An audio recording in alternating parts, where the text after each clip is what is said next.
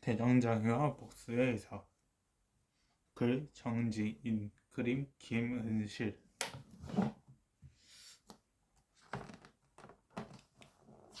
옛날 어느 마을에 대장장이와 복수가 살고 있었어. 둘은 이웃에 살면서 서로 가깝게 지냈단다. 그런데 이웃이라고 해서 대장장이 집이랑 복수 집이 붙어 있었던 건 아니야. 두 집은 웬만큼 떨어져 있었는데 그 사이에 대나무 밭이 있었지. 마음씨 착한 대장장이는 날마다 쇠를 두드리며 열심히 일했고, 사람 좋은 복수도 매일매일 나무를 자르며 부지런히 일했단다. 대장장의 집에서는 밤낮 요르르 소리가 그치지 않았어. 새달거는 가마에 불길을 높이느라 풀무지라니 휙휙 푸르르푸르르 버겁게 달군 쇳덩이를 망치로 내치고 콩덕콩덕 납작해진 새를 찬물에 담금질하니 푸시푸시 단단해진 새를 날카롭게 다듬으니 쓱쓱 챙캉챙캉 호미며 낙행이가 만들어지는 것을 보며 신이 난 대장장이는 콧노래가 절로 났지. 시끄럽게는 복수집도 마찬가지였어. 커다란 통나무를 자르나 토질하니 쓱싹쓱싹 오지끈 거칠거칠한 나뭇결을 곱게 다듬으며 대패질하니 사르륵사르륵 모양새에 맞춰 여기저기 못 박느라 마치라니 뚝딱뚝딱 쾅쾅. 목소는 요란한 소리가 음악에 나도 되는 양 박자에 맞춰 엉덩이를 시룩시룩 거리며 수레도 만들고 의자도 만들고 밥상도 만들었어. 하루는 이 마을에 웬 양반이 나타났어. 한양에서 높은 벼슬을 하던 사람인데 나이가 많아 자리를 내어놓고 쉬러 내려온 거래. 그런데 양반이라 그런지 살 곳을 정하는데 여간 허술한 게 아니야. 좋은 집터를 찾는 직원을 데리고 온 마을을 구석구석 며칠씩이나 왔다 갔다 하더라고. 그러더니 대장장이가 목수집 사이에 있는 대나무 밭에 천하명당이라며 집터를 잡았어. 며칠 후 사람들이 몰려와 대나무를 모두 베고는 고래 등 같은 기와집을 턱하니 세웠지. 그리고 양반이 이사로 오는 날이었어. 신기한 물건이 얼마나 많던지 마을 사람들이 모두 구경 왔지. 비단 병풍에 자기의 확힌 가구, 빛취색 도자기가 줄줄이 들어오는데 대장장이도 목소도 눈이 휘둥그레져서 구경을 했단다. 그날 밤이었어. 양반이 새 집으로 이사와 기분 좋게 잠을 자려고 누웠는데 밖이 너무 소란한 거예요. 이쪽에서 쓱싹 챙강챙강 저쪽에서 뚝딱뚝딱 쾅쾅. 양반은 꾹 참고 눈을 감았지만 요란한 소리는 오래도록 그치지 않았어. 참다 지친 양반이 꾸벅꾸벅 졸고 있을 때야 잠잠해졌지. 양반은 그제야 한숨을 쉬며 잠을 청할 수 있었단다. 그런데 이게 웬일이야. 새벽닭이 울기가 무섭게 또다시 주위가 부산해지는 거야. 떵떵 쿵덩쿵덩 쓱싹쓱싹 오지끈 가까스로 잠이 들었던 양반은 화가 나서 벌떡 일어났어. 그러고는 하인들을 불러 무슨 일인지 당장 알아보라고 했지. 앞뒤 집으로 대장장이가 목수가 살고 있답니다. 아니 그게 정말이냐? 허허, 일이 소문나면 마을 사람들도 가만히 있지 않을 텐데.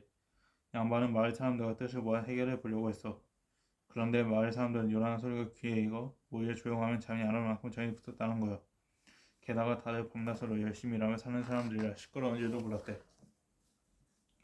하지만 평생 글만 읽었지 일이라고 해본 적 없는 양반은 앞뒷집에서 나는 요란한 소리를 도저히 견딜 수가 없었어. 그는 한자 읽으려면 여기서 쿵덩쿵덩, 한솔을 풀려면 저기서 뚝딱뚝딱. 낮에는 솜으로 귀를 틀어막아 보기도 했고 밤에는 이불을 겹겹이 뒤집어 써 보기도 했지만 소용없었지. 마음 같아서는 당장 마을에서 쫓아내고 싶었지만 자기 집 하인도 아니라 그럴 수도 없었어.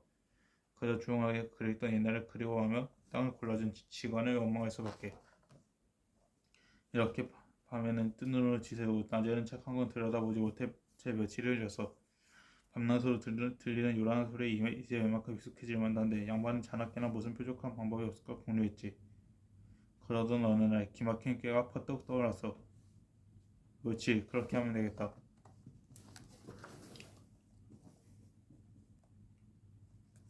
양반은 당장에 내 대장장의 집을 찾아갔어. 여보게, 내가 자네에 대해 기니 할 말이 있어 왔네. 아니, 대감님께서 어인으로 대장장이가 놀라붙자 양반은 대장장이의 귀에 대고 푸석푸석 말했어. 내가 땅을 좀 볼 줄 알아서 하는 말인데 이 집터가 오행으로 따지면 물의 터라 이 말씀이야. 무리란 자네도 알다시피 불과 정반대 되는 건 아니겠냐? 그런데 자네가 하는 일이 불로 새를 담그는 일이 이 집에서 계속 살아가는 큰일 날까 걱정이야. 네, 그게 정말입니까? 저는 그런 줄도 모르고. 그러나 너무 걱정하지는 말아요. 아직은 별일 없으니 늦기 전에 이사 가면 되네. 자, 이사 가려면 돈이 들 테니 내가 좀 부탁해 주세. 이거 좋다는 게 다 뭔가. 아이고, 이렇게까지 소인을 생각해 주시다니요.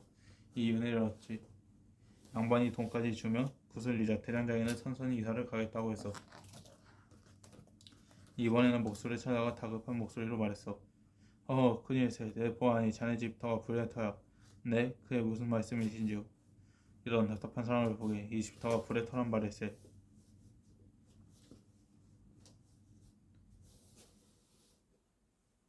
불이라는 게 뭔가 나무를 태우는 것 아닌가?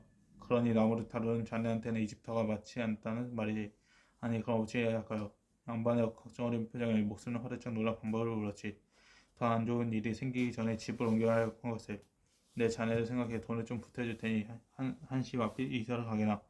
아이고 소인이 무식해서 큰일을 당할 뻔했습니다. 양반은 대장장이가 목수가 자기 말에 감쪽같이 넘어가자 싱글벙글 웃으며 집으로 돌아왔어. 생각하면 할수록 절망케 했어. 난 정말 똑똑하단 말이야. 양반은 흐뭇한 생각에 잠긴 채 두 다리 쭉 뻗고 앉았지. 그때 마침 대장장이가 목수가 내일 이사를 간다며 찾아왔어. 대감님 덕분에 큰 화를 입지 않고 무시하게 집을 옮기게 되었습니다. 그러게 말입니다. 뭘 이웃으로서 당연히 해야 될 도리지. 터가 안 좋아 어쩔 수 없지만 그래도 이사를 간다니 섭섭하네. 내 술이라도 한 잔 대접할세. 당장 내일 이사 간다는 말에 더욱 기분이 좋아진 양반은 떡이랑 술이랑 항상 잘 차려 대접했지. 이튿날 양반은 어느 때처럼 요란한 소리에 잠을 깼어. 하지만 양반은 대장장이가 목수가 아침 일찍 이사를 가려고 저리 분주한가 보다 생각했지. 그런데 아무래도 소리가 심상치가 않아.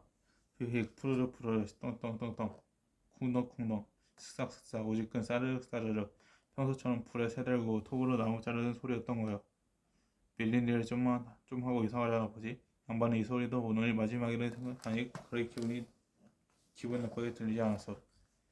그런데 어찌된 일인지 이 요란한 소리가 정말 멈출 줄을 몰라. 푸시 푸시 푸시 쓱쓱 챙강챙강 싸르륵 싸르륵 뚝딱뚝딱 쾅쾅 날이 어둑해지도록 연료나처럼 일하는 소리가 계속되었지.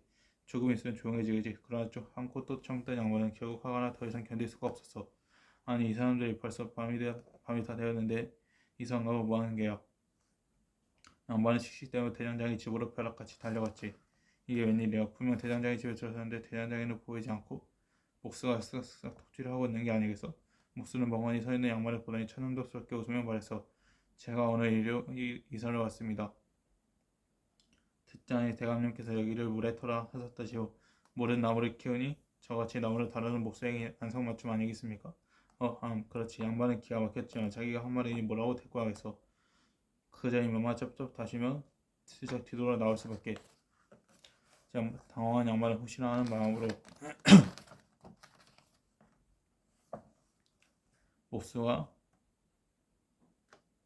전에 목수가 살던 집으로 가보았어. 아니나 다를까 여기는 목수자인 대장장이가 쿵동쿵동 망치로 새덩이를 두드리고 있지 않겠어. 대감님께서 여기를 불에 터라 하셨기에 오늘 이래로 이사를 왔음지요. 저같이 불로 쇠를 다루는 대장장이에게는 불의 터야말로 최고 명당 아니겠습니까? 양반은 대장장이의 말에 또다시 꿀먹은 병아리가 되었지.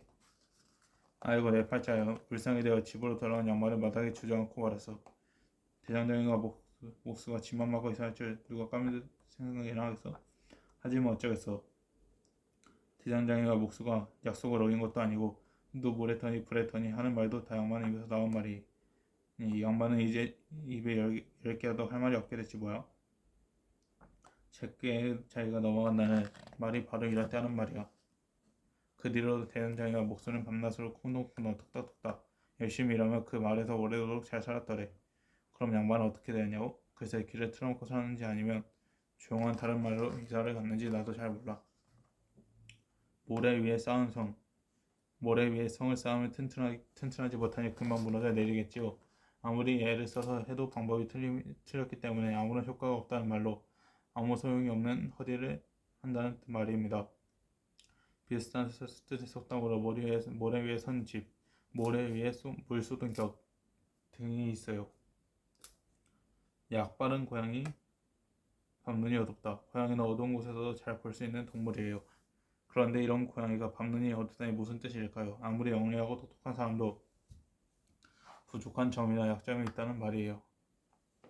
또 지나치게 얕게 굴면 도리어 판단을 그르쳐 기회를 놓칠 수가 있다는 말이죠. 입이 광주리만 해도 말 못한다. 제 아무리 입이 광주리처럼 크다고 해도 자기가 한 실수나 잘못이 분명하게 드러나 변명할 여지가 없다는 뜻이에요. 비슷한 뜻의 속담으로 입이 얇게라도 할 말이 없다는 등이 있어요.